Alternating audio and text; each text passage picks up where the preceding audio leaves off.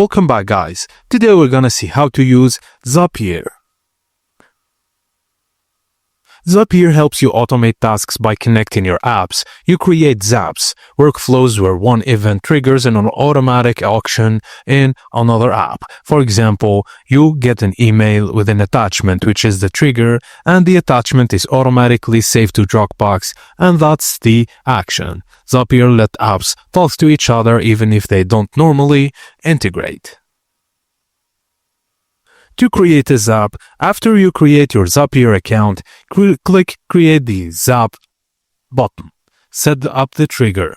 Pick the trigger app and choose the trigger event, configure any specific settings, then test the trigger to confirm it works.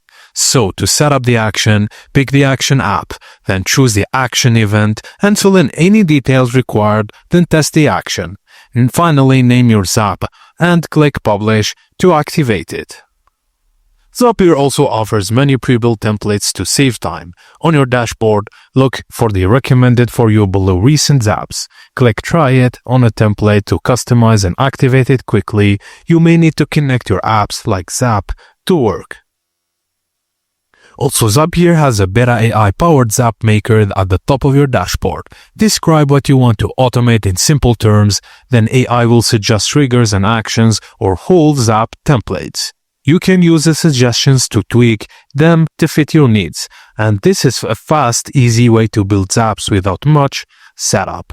And that's it, guys. Thank you for watching. And please don't forget to like and subscribe for more.